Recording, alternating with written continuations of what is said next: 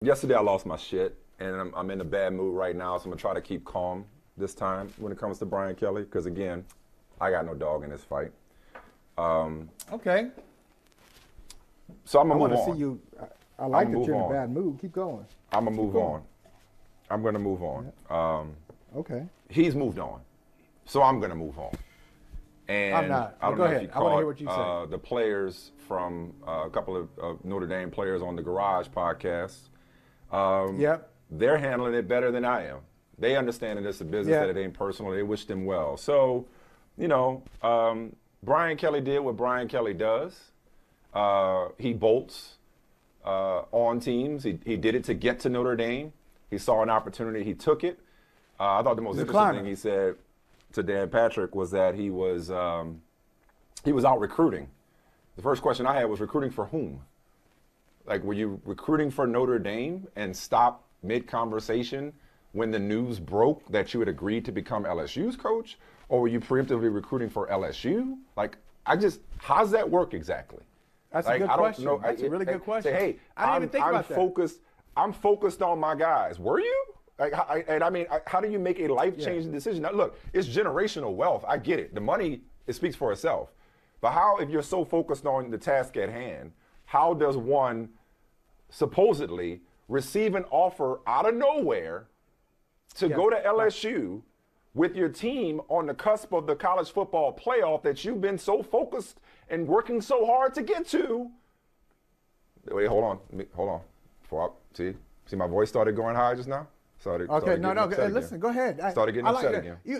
You said no, stop. How do you? Let me just tell you. Let me encourage you. Let me encourage you by this. I don't know, because here's what it is. You once said that your strength. See, watch out for me. Watch out for me, man, because I got a memory. I can remember stuff. If I may say, I know what you're gonna say. If I may say so, it's the only thing I got going for me. That and the hairline. That's my what passion you said. and my hairline. You said that. You said your energy. Your energy is a strength. That's what you said. I get emotionally invested in certain things, like integrity and like principle.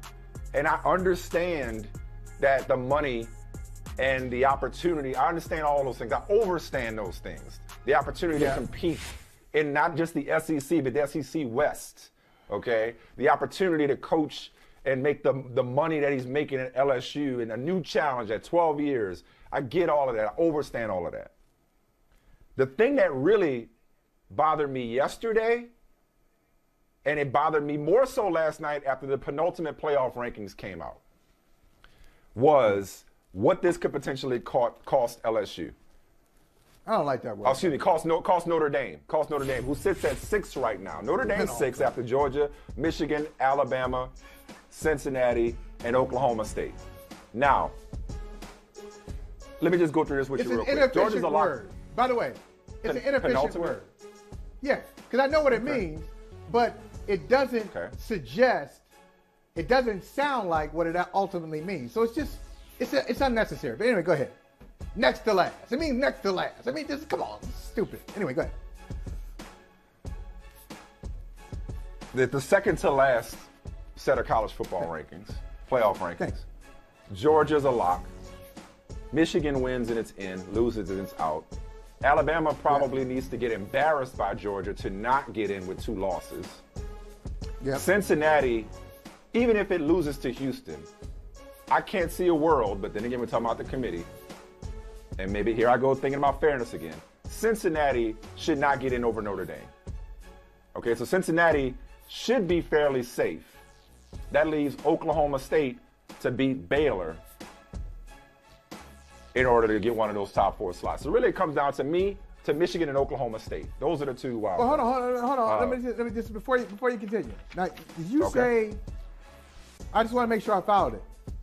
Uh-huh. Are you saying Cincinnati, even if it loses? You're saying Cincinnati, if Cincinnati loses, Cincinnati should still be over Notre Dame.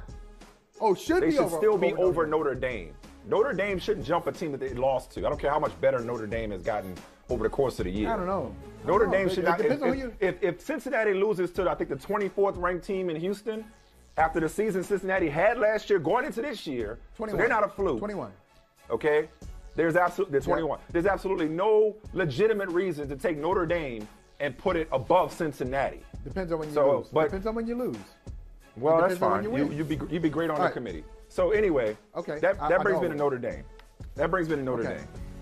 Quote, other relevant factors such as unavailability of key players and coaches that may have affected a team's performance during the season or likely will affect its postseason performance.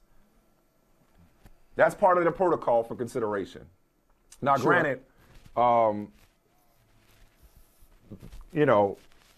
Bartz said last night that some committee members may look at it as, okay, maybe they're motivated by Brian Kelly's departure.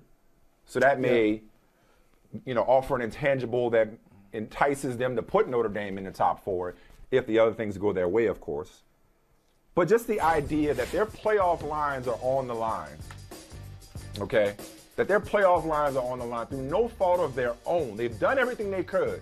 And their coach's career choice could compromise their ability for the committee to see them as worthy of being in the top 4 is messed up. And I want to use another word. And that's all this was about for me yesterday was the timing. That's all this was about for me yesterday was the timing of this. So, Michael, I'll pass it to you by saying this. You have company in me in rooting against Michigan this weekend. Okay? I am rooting against Michigan. Sorry, it ain't personal, it's business. And I'm rooting against Oklahoma State. Because I would love the script, if I'm writing a script, is to see Marcus Freeman lead a fired up Notre Dame Fighting Irish. Even if it is leading a lamb to the slaughter. Even if it is serving up food for Georgia. Okay? Because we've seen this movie before with Notre Dame in the playoff. But nonetheless, it incenses me and it would piss me off to the highest levels of pistivity. If some dude running and taking a job in the middle of the night kept these kids out of the playoffs should Michigan and Oklahoma State lose. Again, Alabama got to get the brakes beat off them to not be in the playoffs. They love Alabama. They'll put them in with 2 losses. So maybe they're at number 4. Maybe they're at number 4 and they get a rematch with Georgia. And hell, you know what? Sorry, I told you I passed to you. Give me, in an ideal world, give me Georgia winning the SEC championship, but a close game. So they're rematching with Alabama. So 1-4 is Georgia, Alabama. 2-3 is Cincinnati and Notre Dame. All is well. Rematches. I'm good with that. I'm good with that. 2 rematches. I'm good with that. Okay. All right. Listen. I know I said a lot there. A few things. You did say a lot. I'm going to try to get to some of them, with some with depth and some just a little touch. All right. First, let me just mention it's personal for me. I ain't gonna lie to you. It's personal. I'm rooting against Michigan. I started to feel like it was my right as an Ohio State Buckeyes fan. It was my right to get a November win over Michigan because it started to happen. I told you the other day, the tension was gone. There was no tension for me. I used to be a wreck. I used to be an emotional wreck. Ohio State, Michigan games, they really affected me deeply. And that says a lot about what I have going on and what I had going on in my life. As a matter of fact, I'm glad that my wife girlfriend at the time, still decided to marry me. I remember sitting on her couch. She had at her place, she left her own place.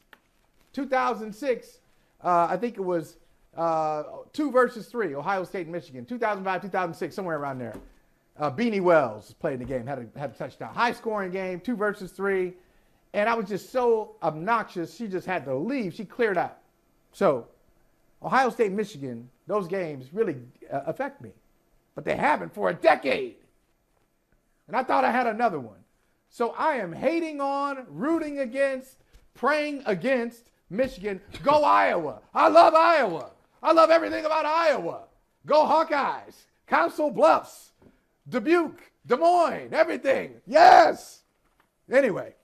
All right. Now, let's get to Brian Kelly and Notre Dame. Now, you said you were over it. But, Mike, I want to go back to his interview with Dan Patrick. I think that what we have is a pool of truth and untruths. And he had it all in the same interview. And I respect the true part. I just don't understand why he had to include the lies. Okay, let me just say it, make it plain. Why lie about it? What he said, tell me you can't relate to this, Mike. Take coaching out of it and think about your own career. I wanted a challenge. I didn't think about it. I wanted a challenge. It was time. I didn't go into the year thinking that it was going to happen, but it just kind of came up. Better competition, essentially. Hey, I'm going against the best. I've done everything I can do here, is what he's saying. I've done everything I can do in Notre Dame, which is true. Now, the one thing he could have done, theoretically, is win a national championship, but it's not 1988. When Lou Holtz won the last championship in Notre Dame's history, it was a different college football atmosphere. Different landscape, different system, everything. But okay, this is where he started lying, though. Why I don't begrudge the I don't begrudge the move. I don't begrudge the move. I just want to be clear. I don't either. Get your money. Do you? But all you got to say is people on the way out.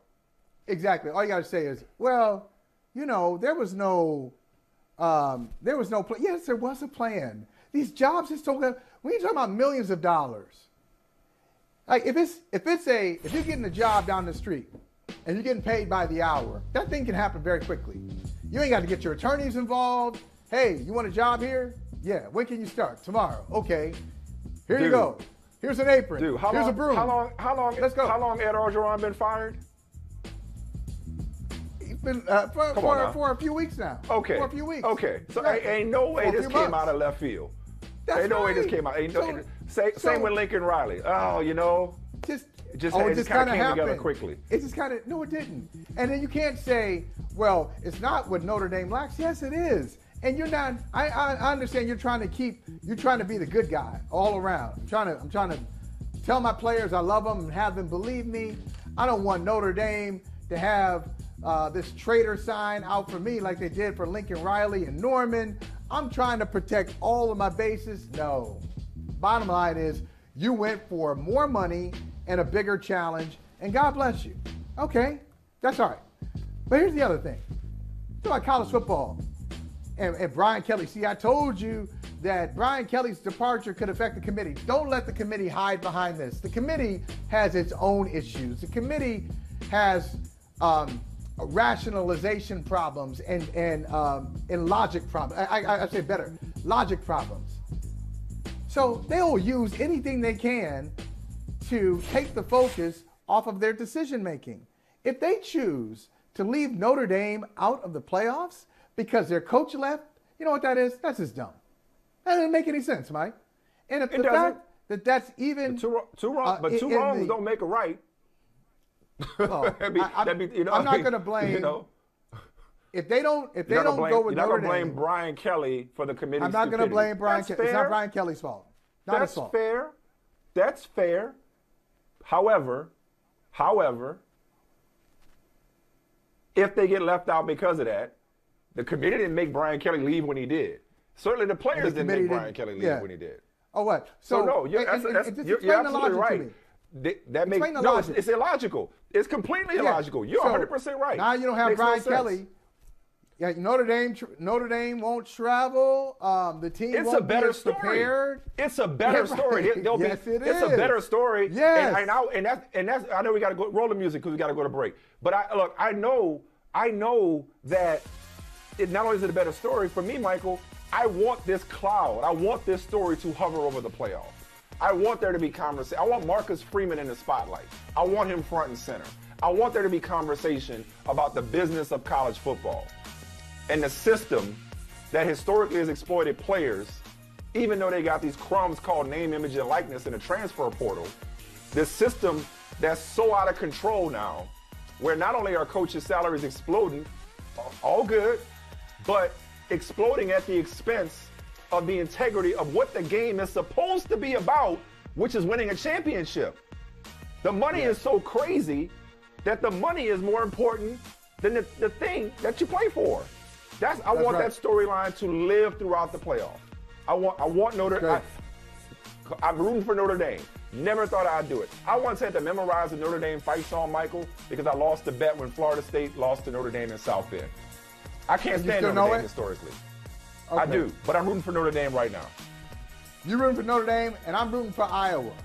Hey, thanks for watching Brother from Another on YouTube. Make sure you hit subscribe before you leave, and be sure to watch us 3 to 5 p.m. Eastern Time on Peacock. Appreciate you. Hey, thanks for watching Brother from Another on YouTube. Make sure you hit subscribe before you leave, and be sure to watch us 3 to 5 p.m. Eastern Time on Peacock. Appreciate you.